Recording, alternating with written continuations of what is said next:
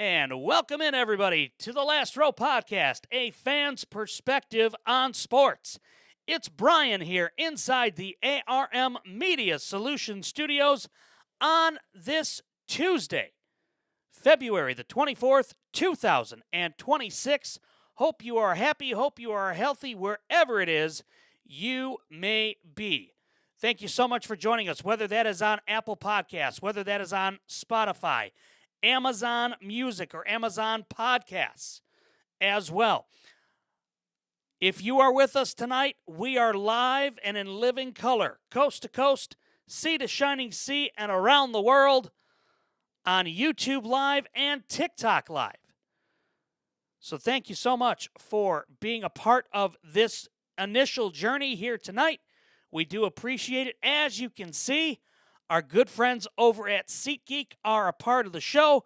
We will hear from them here in just a few minutes. Wow, what a day. What a night. On the night in which, and look, I don't care what your political beliefs are, doesn't matter to me one way or the other. State of the Union's happening, the state of the podcast is happening right now. If we can go that route. So, big thanks to SeatGeek, our good friends, for sponsoring the show here tonight. Big thanks to I Know a Guy Remodeling. We'll hear from them here in just a little bit as well. My goodness, what a day. And lots of news and notes to get to, including a bunch of notes from the NFL Combine. And realistically, look, I want to start there tonight because this has been a major thank you, John. A major story here over the last few weeks. And, whoops, I just made myself big on YouTube. Sorry. Didn't mean to do that. Anyway, so yeah, the Chicago Bears stadium issue is becoming something more and more of a major news story. It seems like every single day. I work from home most days out of the week, and most weeks out of the month. And to be completely honest with you, today, as I had the news on, a national news channel, that was one of their stories during the midday information and during their midday show. And it was the fact that the Chicago Bears may up and leave for Indiana. And, of course, it was very much one-sided. They had the mayor of Indiana on there, and it, for lack of a better term, it didn't really go well for them with the interview and so on and so forth. So,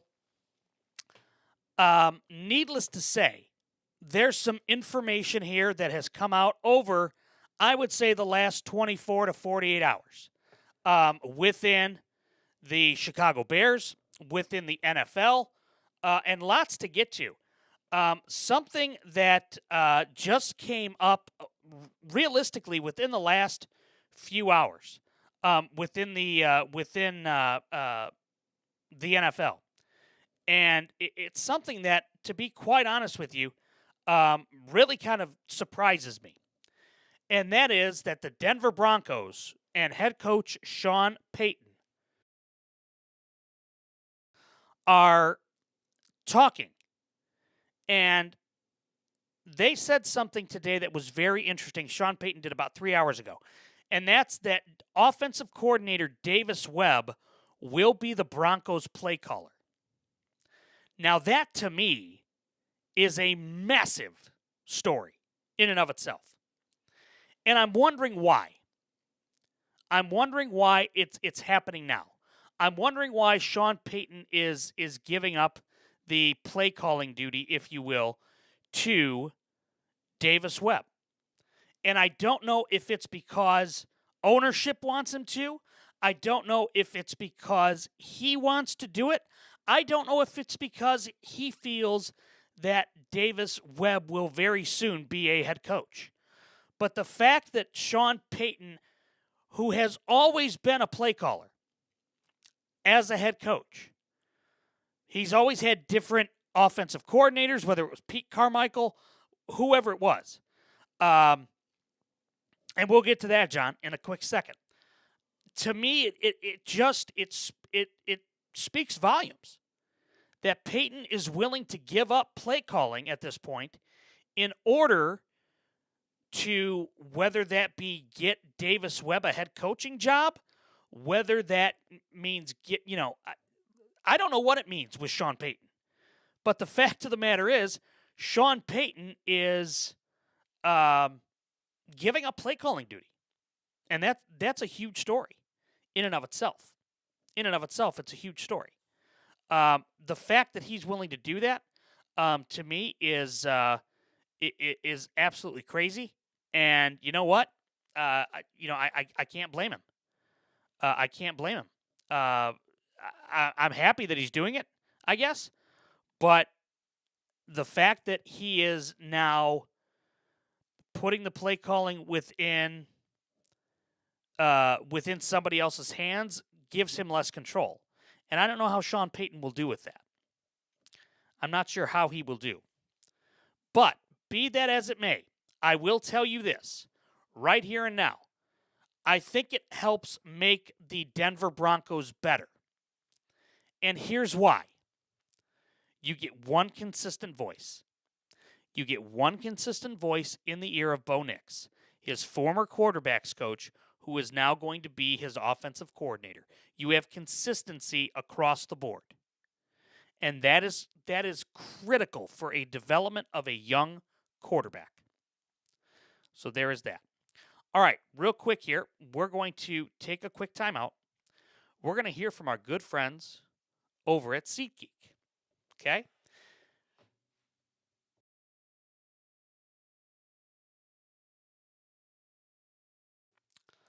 All right, you know what? I am super excited to see this upcoming season of the Chicago Bears. I've been watching them. Obviously, everybody knows how I feel about the Bears. Diehard Bears fan. I cannot wait to get tickets to go see the Bears. And when I do, I'm going to use SeatGeek. And here's why. With over 35 million downloads, SeatGeek is the #1 rated ticketing app. There are more than 70,000 events listed on SeatGeek, including concerts, sports, festivals, and more. The NBA, the NFL, the NHL, all of the seasons, including Major League Baseball now around the corner, and World Cup, they're all in full swing all year long. And now you can get all of those tickets on SeatGeek. I love using SeatGeek because, as a fan, I don't want to overpay. I'm cheap. I don't like to pay more than I have to. I'll literally sit there scrolling the app before a game, comparing sections. And look, just to be completely honest with you, I was checking out the Chicago Cubs earlier this week. And while looking at SeatGeek, specifically for the Cubs, I was looking at opening day tickets. Okay? And look, I'm going to be honest with you here. Looking at SeatGeek, okay, right here, okay, you can see they give you all of the different options and locations where you can sit. And I will look and I will find seats that I think are great seats, and I will find seats that are really, really bad seats that I like. And so SeatGeek has your back. I've used it to get MLB tickets. I've used it to get NBA tickets. I was fortunate enough to see LeBron play with the Heat against the Bulls many, many years ago. I've been fortunate enough to get tickets to the Cubs and Brewers in Milwaukee very last second thanks to SeatGeek. They have your back. Each ticket is rated on a scale of 1 to 10, so you know you're getting a good deal. Look for the green dots. Green means good, red means bad. Plus, every ticket is backed by their buyer guarantee. And of course, I've got a code for you guys. So, you can use the code LASTROW10, that's LASTROW and the number 10, for 10% off your next set of tickets at SeatGeek. That's 10% off any tickets with the promo code LASTROW10. Make sure you click the link in the description here and download the app so that way you can have the code automatically added to your account so you can utilize it later. Remember, you can find the best seats thanks to SeatGeek. Use our promo code LastRow10 for 10% off your next set of tickets at SeatGeek.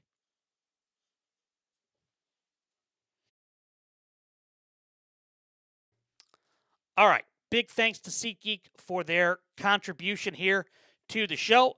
We do appreciate it. Again, use that code LastRow10 for that. All right. I will tell you this regarding the Denver Broncos. I almost said the New Orleans Saints. With the Broncos, I'm wondering if this is potentially, and I don't know anything, but I'm speculating as we do here in the last row. I am wondering if there is a possibility of Sean Payton maybe, just maybe, thinking about retirement and thinking about a succession plan. Thus, bringing in Davis Webb to be the OC, promoting him from quarterbacks coach, to now having him as the end-all, be-all for Bo Nix and getting him used to hearing Bo Nix in his own head. So, I'm just speculating here. I don't know. But to me, it would make sense for Sean Payton then to have a succession plan in place. And what better way to do it than to have Davis Webb calling the plays next season? So that could be something. Other news and notes from the Combine here today. Falcons general manager Ian Cunningham, former Bears assistant general manager Ian Cunningham, expressed confusion as to why the NFL did not award the Chicago Bears draft compensation for him leaving Chicago and getting the job in Atlanta. He said he made it clear he wouldn't have gotten the job without the time in Chicago. He said he doesn't know the exact wording of the rule, but I would think, quote, they would get 2 third-round picks. And general manager for the Chicago Bears, Ryan Poles, absolutely looked into this and has filed a complaint with the league. The league is reviewing it. There's no decision yet. But I firmly believe that the league will look into this and they will find reasons for the Bears to at least get 1 pick. I believe they're going to come to some sort of a compromise on that. And again, I believe it's going to be the Bears getting 1 pick. I would hope that's the case. We'll have to wait and see, and we'll see exactly what happens with that in the next coming days. Another element here for the Bears. Ryan Poles said that they have gotten calls regarding second-string quarterback and backup quarterback Tyson Bagent. And that, to me, is very much a surprise. I believe that they are going to be listening to offers, and if the offers are good enough for Chicago, then I believe they are going to pull the trigger on that trade and thus maybe draft another young quarterback, somebody they can develop besides Caleb Williams. They've got Case Keenum on the roster already. Makes sense to move him up to 2. So we'll have to see. We'll have to wait and see what happens, but I thought that was very interesting. Something else. The Bears will be limited in spending on the defensive line in free agency. I believe, and this is just me, and I'm speculating as I do, I believe what that means is they're going to make a big move. I believe they are going to look at trying to get Max Crosby, Trey Hendrickson, somebody, Myles Garrett, whoever.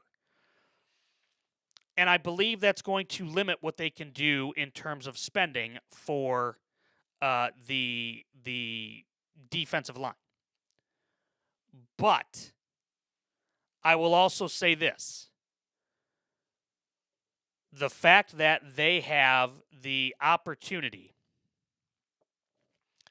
to utilize potentially comp picks from Atlanta potentially other draft capital to try to lure and get one of those better defensive linemen. I believe Ryan Poles is going to do that. And I believe Poles is going to do everything he can to get that. And so, with that being said, that's why I think they're going to try to spend judiciously and cautiously on the defensive line. Now, two stories that go hand in hand, one of which is a massive surprise. The Bears, per Jason Leisure of the Chicago Sun-Times, are prepared to be without starting left tackle Ozzie Trapillo for at least the majority of the season and are exploring options internally in the draft and in free agency. However, moving Joe Thuney to left tackle is not on the table.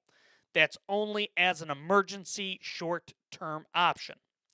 Concurrent with that, with five-time, and this is per Adam Schefter at ESPN, with five-time All-Pro left tackle Trent Williams scheduled to carry a $39 million cap hit this season, he and the 49ers are currently struggling to find a contractual solution per league sources.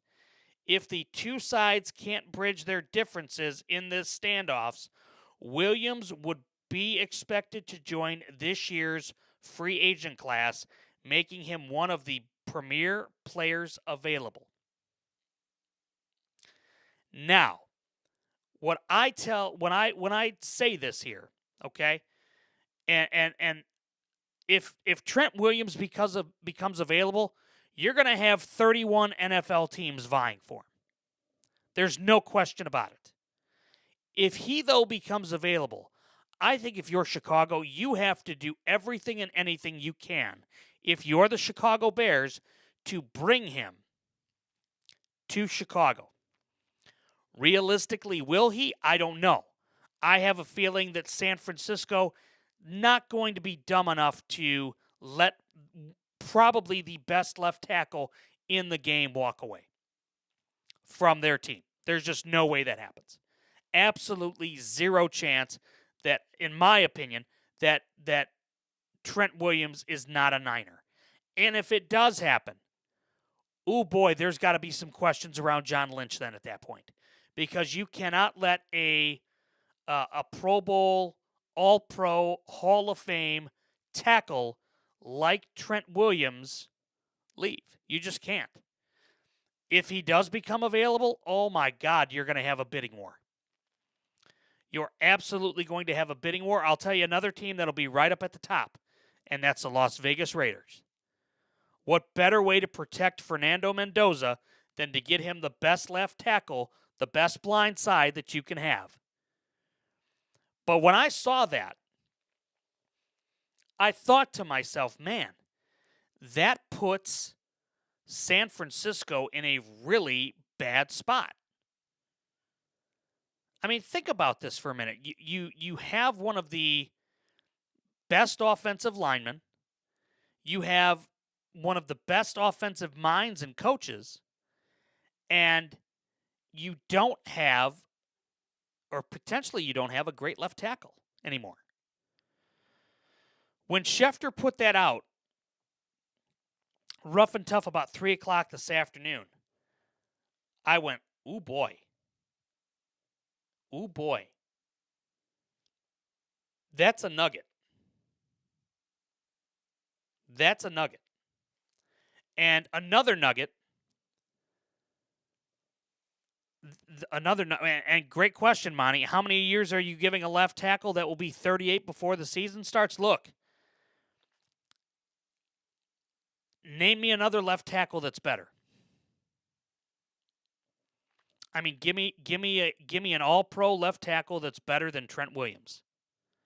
I feel, look, you give him 2 years at whatever he wants, $25 million a year. I mean, think about it. I mean, you're getting yourself the best left tackle in football at 38 years of age.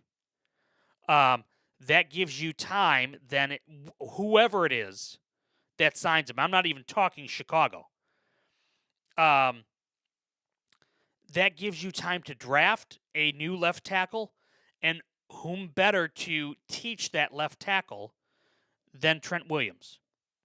It's a win-win situation here. It just absolutely is. Whoever ends up with him, whether it's San Francisco, whether it's Chicago, Vegas, whoever. It is absolutely a and if you're a contender, as Reagan points out in the chat, you got to go all in for him. You have to. And if you don't, again, I don't know who wouldn't want him. I know as a Bears fan, I would absolutely want Trent Williams on my roster. I would absolutely want Trent Williams, even though he's 38 years of age. I would absolutely take him in a heartbeat over 95% of the other tackles. The injury that happened to Ozzie Trapillo in the Green Bay Packer wildcard game is incredibly unfortunate. And the patella tendon injury is one that, quite honestly, is very difficult to come back from. But if you get Trent Williams, that makes that injury so much easier to deal with. Yeah, it might put you in cap hell, but it gives you the opportunity to solidify left tackle at least for a year and draft somebody else that could teach him. And, I mean, look, New England needs him. I mean, what are you going to do with Will Campbell? I mean, I know Vrabel has said they're going to keep him at left tackle. I get that. But who better to help Will Campbell than Trent Williams? Philly could use him. Big time. Chicago could use him. Any other NFL team would want him. Any other NFL team would want to have him. That's just how it is. That's just how it is. Another little note from Adam Schefter earlier today. And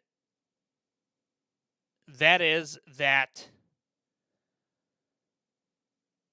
the 49ers, per Nick Wagoner, who's a reporter for the 49ers, says that 49ers general manager John Lynch says former Minnesota Vikings general manager Kwesi Adolfo-Mensah is back in the fold in the personnel department. He's already around and will get finality in terms of title, etc. after the draft. That's a big get. That's a big get for the Niners. Adolfo-Mensah was always thought of as a very good personnel guy. Not so much as a general manager, but as a personnel guy, as a scout, as a guy that knew talent. And yeah, it was interesting how he lost the gig in Minnesota. But I believe that had to do with him trying to enforce the way that he wanted to do it using PFF or Pro Football Focus, and how that badly backfired for him. But he's already found himself back on his feet in San Francisco, and I believe, truthfully, he's going to have a great opportunity there to learn under John Lynch, to help John Lynch, and then ultimately to get himself right and figure out where he's going to go next. But again, I believe, truthfully, that with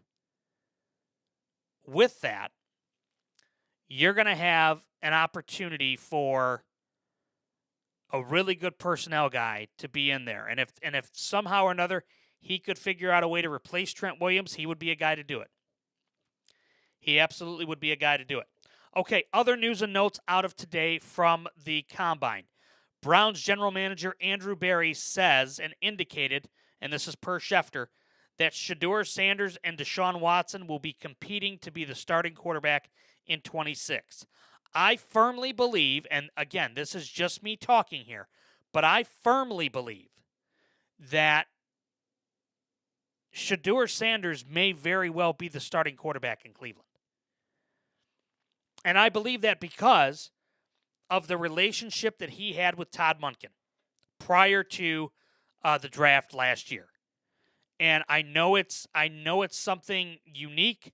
I know it's something different. But look, I believe that's going to happen. And we'll just have to see.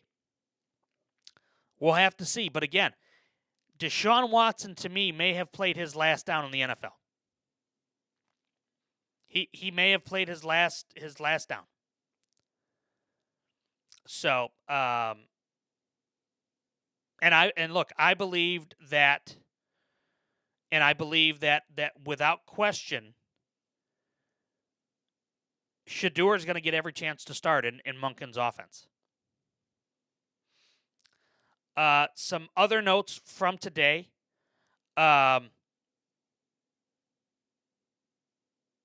Lots of teams are open to trading down in the first round. That intrigues me a little bit because I wonder who it is that's going to be moving down. I wonder who wants to try to amass more capital in the draft. I know Chicago probably does, but I don't know if Chicago's going to have a first-round pick. Here is something as well from Jordan Schultz. Jordan Schultz, NFL insider, has said that the Vikings have had trade talks with teams regarding two-time Pro Bowler defensive tackle Javon Hargraves. He started 15 games last year for the Vikings, had 3.5 sacks in his first season. The fact that they're willing to move on from him tells me what I need to know about how this team and how the Vikings are looking at things for this season. If they're looking at already moving, if they're already looking at moving on from him, to me that says that Minnesota doesn't feel like they're going to be very good. And if they're trying to get draft capital to, continue to build through the draft and so on and so forth, look, I believe that they're willing to do that. But it strikes me a bit odd that they're willing to just tear everything down. That they're willing to tear everything down to start fresh. And maybe that's because they feel that they know that JJ's not the answer at quarterback, and they're going to do everything they can to stockpile draft picks. And maybe that's the way Minnesota gets back into it in the in the NFC North. And yeah, Monty, look, I believe they gave up on him a year ago. If you want the truth, I believe that when they got rid of Kirk Cousins and they hitched their wagon with Sam Darnold to J.J. McCarthy, and then to see McCarthy not have the year that he had, and to see that he was hurt most of the season again, I believe Kevin O'Connell believes that they're moving on. They're moving on, and I think that specifically means that JJ may not start for the Vikings again. And they're absolutely, Lego, you and I agree on this.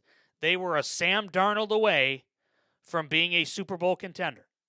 And again, I believe without question that this team, Minnesota, very, very quickly could strip this thing down to the studs and reset with Kevin O'Connell as their head coach.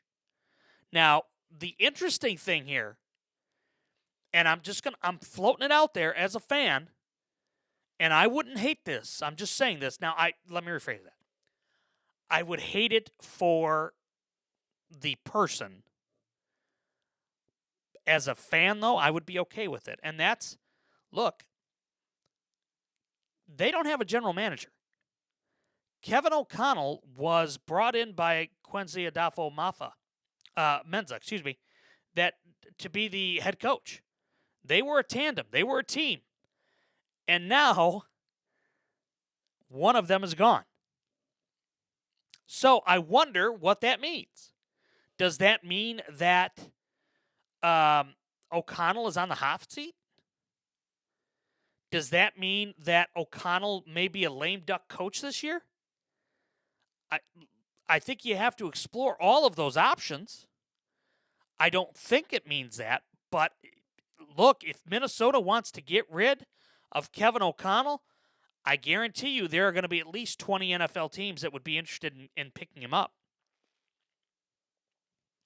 I guarantee it. And yeah, I mean, look, the Vikings had the opportunity a year ago to sign Sam Darnold and then go and trade JJ, and that was a rumor that was out there that they were talking with Vegas about trading for JJ McCarthy, and they said no. Minnesota said no because the asking price from Vegas was too much. And they didn't like the deal that Vegas gave them, and they said, nope, we're going to hang on to him. And when they did that, they hitched their wagon to J.J. McCarthy, and now I believe they're regretting it. And I'll say this as well. Colin Cowherd, love him or hate him, as a radio host and as a podcast host, whatever you feel, doesn't matter. He's got sources in the NFL. And he thinks that Jordan Love might be on the trade block as well. If that happens, I'm telling you right here and now, Green Bay might be better off without Jordan Love. Because they may get a different quarterback that can run Matt LaFleur's system better than Jordan Love can. Not saying Love is a bad quarterback. I don't think he's a bad quarterback. But I don't believe he's the right fit. And Lego, you and I can go round and round on this as we have before. But I don't believe that Jordan Love is a good fit for that offense. And you and I agree there, Lego. Wow, this is a banner night. It's our first night on YouTube, and Lego and I agree on two things. Wow. Yeah, Malik Willis already knows the system. Now, that's if Malik stays in Green Bay. There's lots of talk that Malik Willis is the most sought-after quarterback in this free agent class. And I believe that he's got multiple teams that are after him.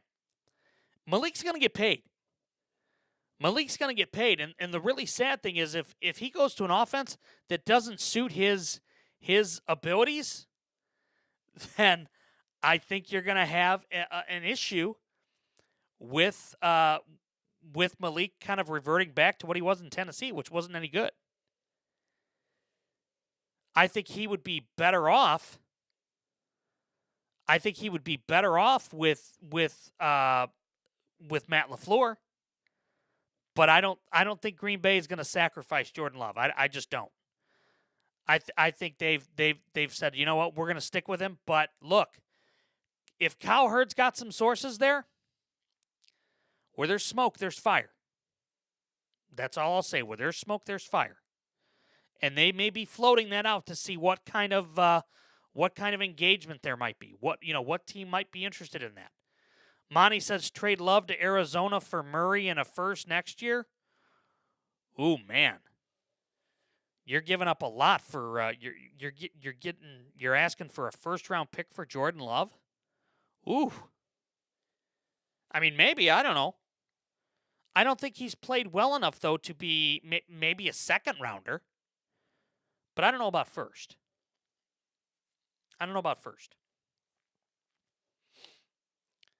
So, yeah, those are just some of the notes today from the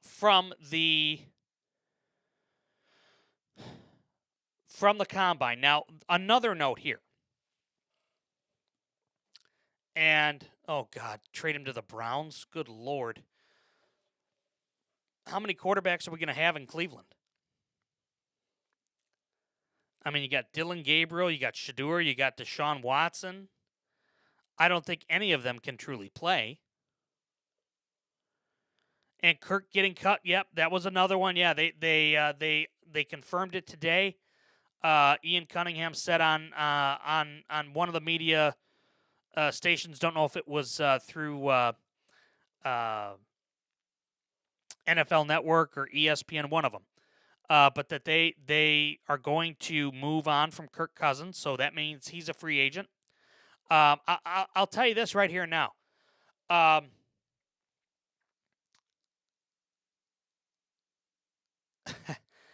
Ryan Poles today was asked, and rightfully so, about DJ Moore and what the Bears plan on doing with DJ Moore.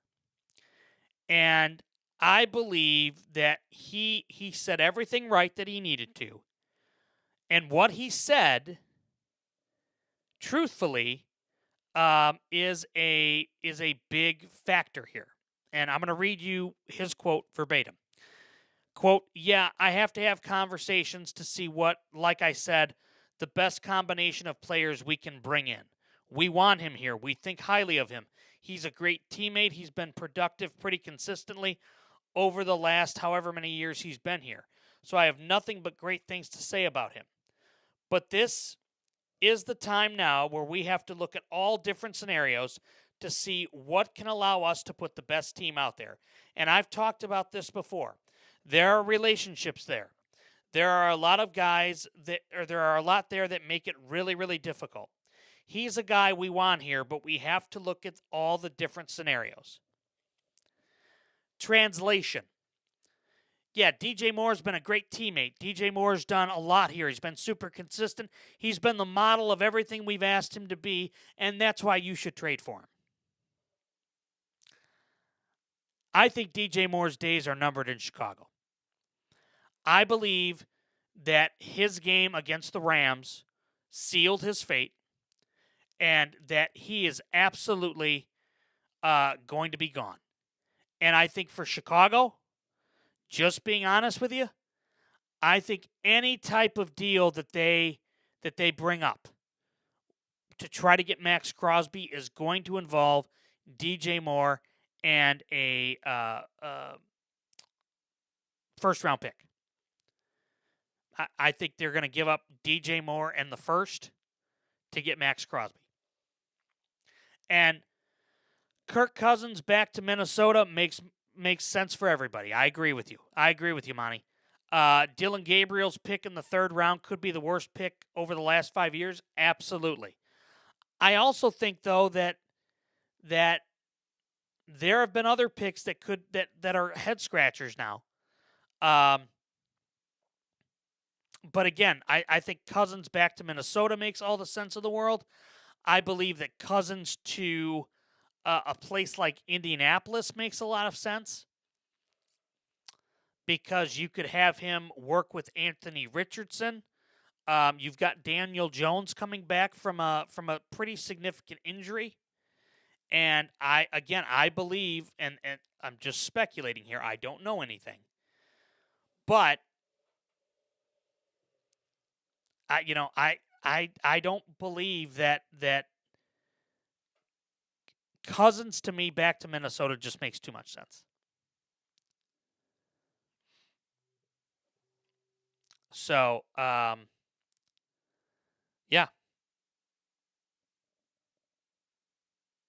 Yeah. We'll have to see. Another little note here. Ryan Poles from the Bears said today on ESPN 1000's quote, it's hard to tell if DJ Moore will be on the team next season or if they'll look to trade him. Right then and there, that tells me everything that we need. Everything that we need to know. And that they're actively looking. That they are absolutely actively looking to get a monster deal or a monster pick for DJ Moore. His days in Chicago are done. His days in Chicago are done. And again, I will just tell you this. I believe that it's going to be in the best interest. I believe it's going to be in the best interest. And yes, Pickett is a second. Yeah, close second. I would agree with that. I would absolutely agree with that. Here's something. Mish, welcome in. The NFL is no longer discussing a tush-push ban. However, the UFL is eliminating the tush-push. So my question becomes, why is the NFL not banning the tush-push? Why are they not having discussions about that? Why are they looking at keeping it? And why is the UFL now banning it? I'm curious. And yes, everybody does have a version of it. That's correct. There's no doubt about that. But I just wonder what that means for other teams. I wonder if other teams feel that strongly about it. And look, let's be honest here. Green Bay last year said they wanted it gone. Green Bay said they wanted it gone, and they didn't get rid of it. The NFL didn't ban it. And yeah, there were teams that are finding ways to defend against it. And everybody knows I'm a Bears homer. Everybody knows that. The Bears defended it really, really well this last season because it didn't work against the game in the game against Chicago on Black Friday.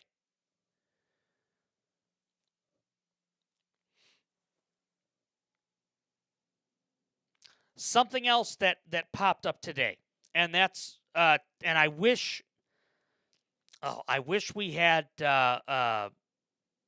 First Down in here tonight, because Robert Saleh, the head coach of the Tennessee Titans, that takes some use to for me to say that, said he's met with Will Levis and told him to have the best offseason of his life.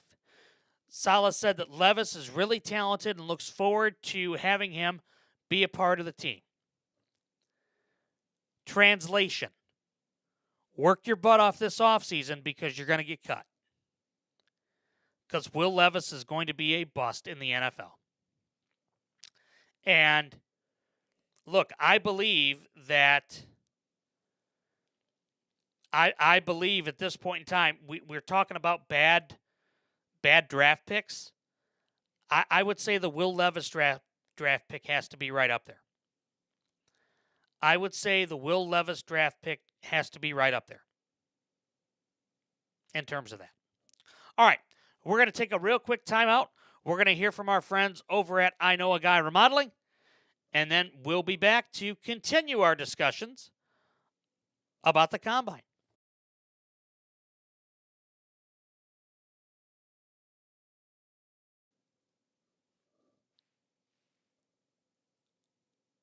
It's nearly March. Brackets soon will be everywhere.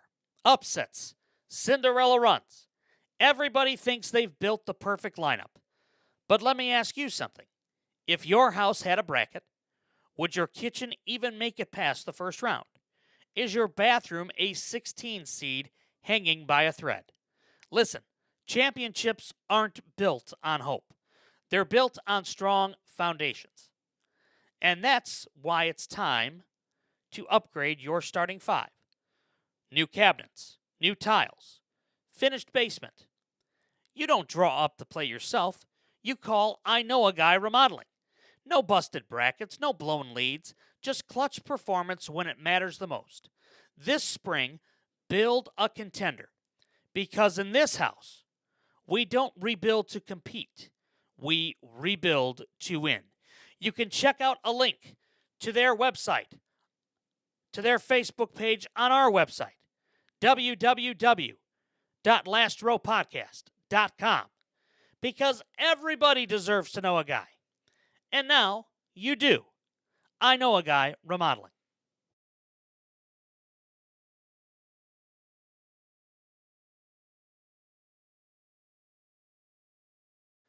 All right. Few more news and notes here as we continue on here. And that is, first and foremost, that within the free agent market, I want to pose this question to the folks in the chat, on TikTok, and if anybody is in the chat on YouTube. It doesn't look like there are, but that's okay. Who would you pay out of these free agents? Trey Hendrickson, Tyler Linderbaum, the Pro Bowl center for the Baltimore Ravens, who's a free agent, and Devin Lloyd. What would you pay them as free agents? Pro Football Focus has a poll question regarding that. What would you pay them? I mean, look, I believe that it's pretty self-explanatory and expected that Linderbaum is going to go to New York with John Harbaugh. That just makes too much sense. Makes way too much sense. I believe that Hendrickson is probably going to get tagged by Cincinnati, but I think then that's going to ultimately end up in a trade. They'll tag him and trade him. And then Devin Lloyd is the interesting one. I don't know where he's going to end up. I don't know where he's going to end up. And absolutely, Monty, I agree wholeheartedly with you. Yes, center is absolutely the most important spot next to left tackle. I agree wholeheartedly with you on that. A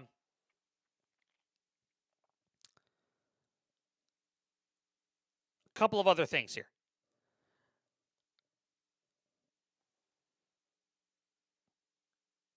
Soft tissue injuries were big across the league. And I believe that a lot of that has to do with the lack of, quite honestly, the lack of training that goes into dealing with those soft tissue injuries. And I'm wondering what will happen. And Ryan Poles addressed that this today. And finding solutions for that, specifically with the Bears, of course. But across the league, though, league-wide, it was bad. It was bad. And I believe that they are going to look into that. I believe they are going to the league is going to, make some tweaks to how they treat those, I would think and I would hope. But I also feel like they would ultimately, teams just have to get better at dealing with these injuries and preventing these injuries. And I don't know what the solution is for it, but they've got to do something. They've got to do something for it. One general manager says that they believe edge is deeper than defensive tackle, and that secondary is a key element on defense that has to be addressed. And that general manager is Ryan Poles from the Bears. So you talk about the Bears, who were the top team in takeaways a year ago, retooling their secondary, which I think is key, which is going to include new safeties, realistically. They're going to include probably a new cornerback, or maybe two, with Jalen Johnson and Nahshon Wright. Nahshon Wright being a free agent. I think it's going to be interesting to see exactly what happens there. I also believe, though, that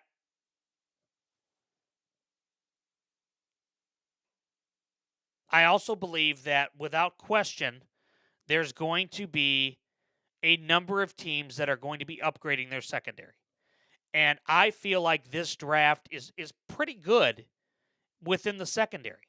I believe this draft is very defense heavy, as we've talked about before. And I look forward to seeing what happens this weekend at the Combine. I think this is going to be a fantastic weekend to see defensive players really step up and really see who's going to stand out as being, you know, the best cornerback, the best safety, the best defensive lineman. You know, I I think this draft is very defense heavy. And I feel like within this draft, it's going to be a I mean, look, if you want to rebuild through the draft this on defense, this is the draft to do it. One team that I know is looking at cornerback is the Indianapolis Colts. And Colts general manager today, Chris Ballard, said that star cornerback Charvarius Ward is not retiring. He had said he was going to retire, and now he's saying he's not. Ward, who was one of Indianapolis's top free agent signings last year, suffered 3 concussions last season. That's a big deal. You think about that in terms of a defensive back. That is, without question, one of the big issues that you could ultimately have is if he gets another concussion next year for Indianapolis, more than likely he's done. I mean, let's be honest here. More than likely he's done. And if he doesn't protect himself, he's going to have a very short career in Indianapolis. And to me, that is just going to be a multitude of issues in the NFL. And I know concussions are down. I know that hits are down to the head, blows to the head, whatever you want to call it. The concussion factor is still a major problem in the NFL. I think that's why you're going to see Tua Tagovailoa, wherever he may end up. I believe you're going to see him as a backup. I don't believe you're going to see him as a starter, especially if it's a team that does not have a good offensive line. So we'll have to see.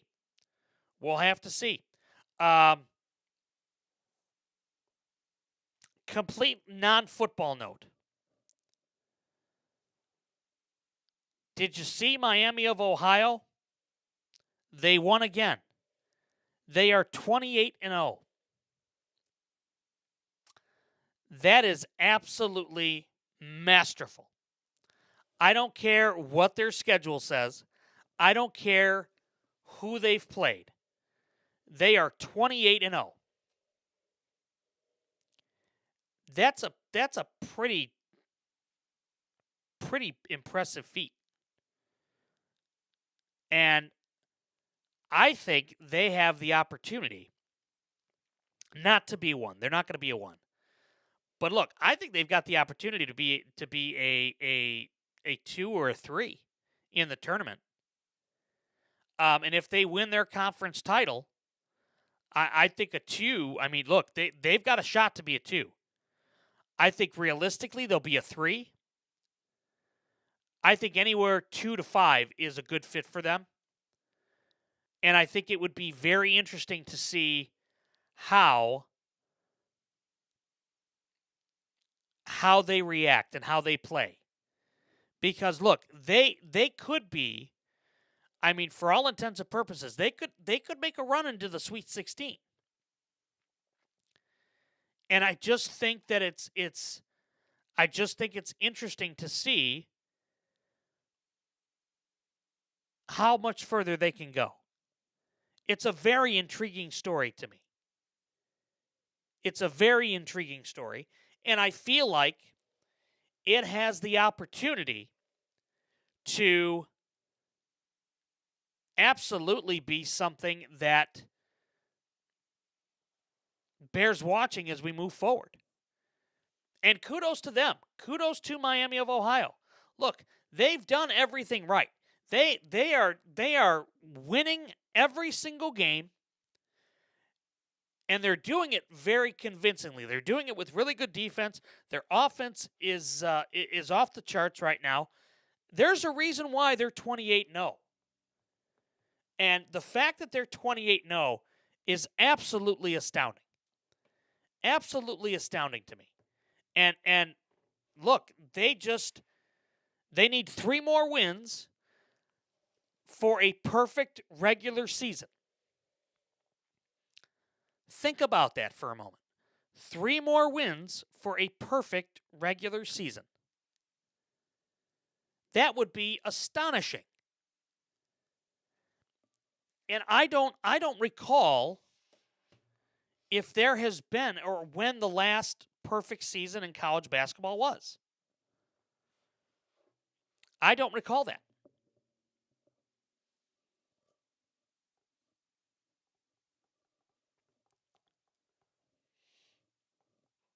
I'm looking right now.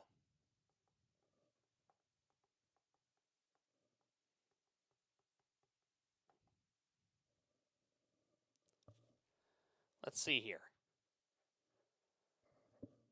No, I don't care about the Dolphins. It's not the Dolphins. Who cares about them? Gonzaga. Gonzaga was 24-0 in 2021. 20 and 2021.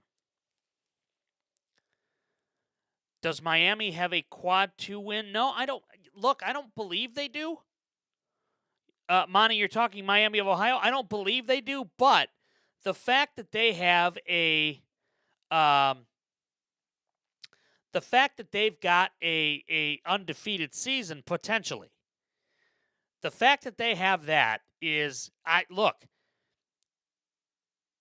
in and of itself, that would be okay. They've got one. They've got Akron. In and of itself, though, that would be a spectacular season. And it's just like the NFL. You play who's on your schedule, right? So if they continue, if they win out, they get 3 more regular season wins. They'll be 31-0. 31-0. And realistically, I mean, they could be a 2 through a 5. And I get what you're saying, Monty. They shouldn't be higher than a 6 or 7. I get that. But look, they have an opportunity here to do something pretty special. They have something. I mean, they can absolutely do something pretty unique here and special. And I'm all for it. I'm absolutely all for it.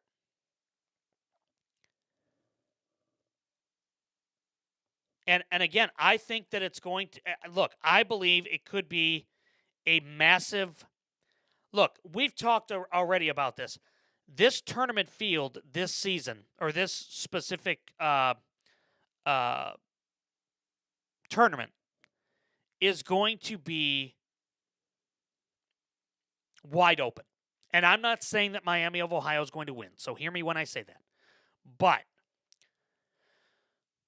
I truly feel that there are a number of teams that could win it. Right now, you've got Arizona holding on to a 4-point lead against Baylor. They should win that game. But I think that you have an opportunity for a number of different clubs to be a high seed, or at least a top tier seed. And I mean, you could have anybody from the Big 12 that's within the top 4 in the standings in the Big 12. Same with the Big 10. You've got Duke in the ACC. You've got UConn in the East. I mean, look, you've got a number of different teams that could go on a major run. Yeah, Lenardi's, I don't trust him. I don't trust him. And then look, if they're an 11 seed, by Joe Lenardi, um, I got to go with what he says because he's an expert, but I don't like it. I don't think it's a good seed for them. I think they should be higher than that. I mean, I think they should at least be a top 10. I mean, we've seen other teams, mid-market schools be higher than that have more losses that win their conference tournament. But again, I think it's a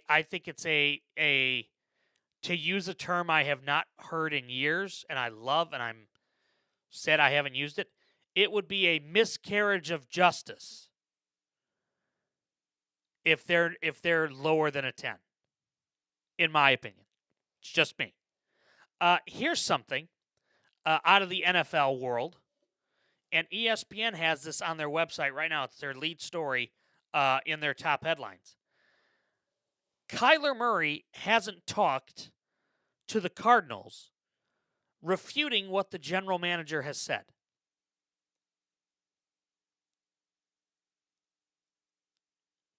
That's not good. if you have the general manager and your quarterback at odds, which obviously they do in Arizona, and we know that relationship is soured, and we know it's not going to end well. I'm just going to put this out there right here and now. I don't know if anybody wants Kyler Murray. And the reason for that is because of his attitude. I mean, he's very quick to throw the GM under the bus. He's very quick to throw a coach under the bus. So therefore, why would any team want him? Especially when there's work ethic questions. It's just something to think about. Something to think about. And look, I believe that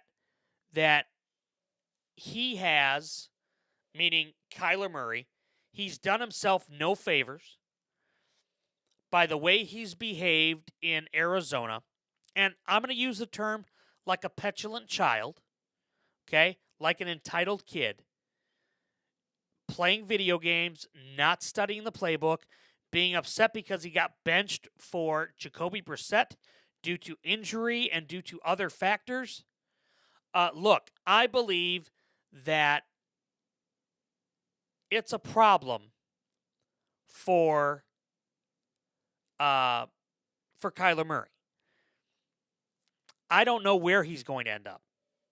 I mean, Miami would be ideal, I think. I think somewhere like Cleveland, even though they've got 6 quarterbacks already, somewhere with no expectations. Maybe like Tennessee. Maybe that would be a destination for him in place of Will Levis as the backup for Cam Ward. But I think that I believe that Kyler Murray feels like he should be the starting quarterback wherever it is he goes. The Jets, look, I think if Kyler Murray went to the Jets, that would be such a disaster. You would have Jets fans throwing a fit because there are rats bigger than Kyler Murray in New York. There are rats taller than him. And that's the outlook that Jets fans have. And they're not wrong in the sense that it would not be a good fit for him there. If he can't handle the pressure in Arizona, surely there's no way he would handle the pressure in New York. Absolutely not. Unless he were a backup.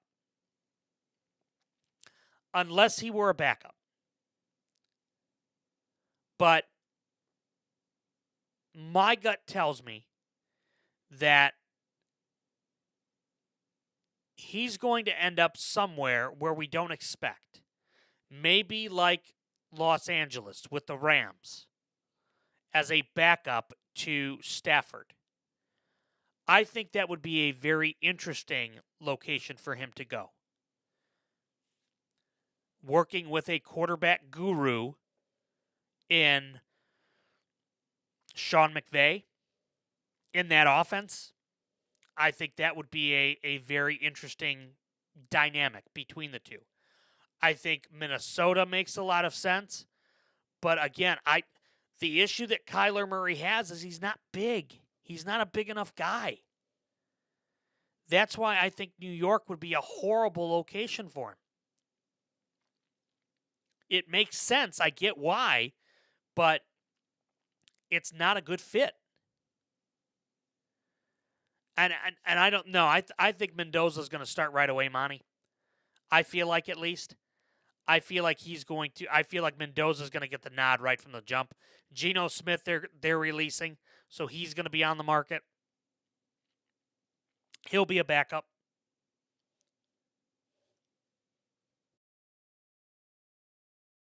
So I think that overall, you're going to have a multitude of quarterbacks that are available with not very many starting opportunities readily available.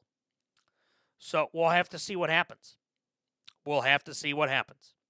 All right, that's going to put a bow on this edition of the Last Row Podcast. I want to thank you so much for listening, wherever it is you are getting your podcast, whether that is through Apple Podcasts, Spotify, Amazon Music. I want to thank you for joining us tonight for the debut episode on YouTube Live. I want to thank you for joining us on TikTok Live as well. Quick reminder, big thanks to our friends over at SeatGeek. Remember, use the code LASTROW10 for 10% off your next set of tickets at SeatGeek. So remember to do that, please. Download the app. Utilize the app. Look for the green. Green is good. Red is bad. LASTROW10 for 10% off your next ticket order at SeatGeek. Also, a big thanks to I Know a Guy Remodeling. Remember to follow us on socials. You can do so through our website, www.lastrowpodcast.com. You can also follow us on X or Twitter at Last Row Podcast. On TikTok, you can follow us at last.row.podcast. Make sure you do that. And until tomorrow night, when breaking news changes everything, I'll see you in the last row.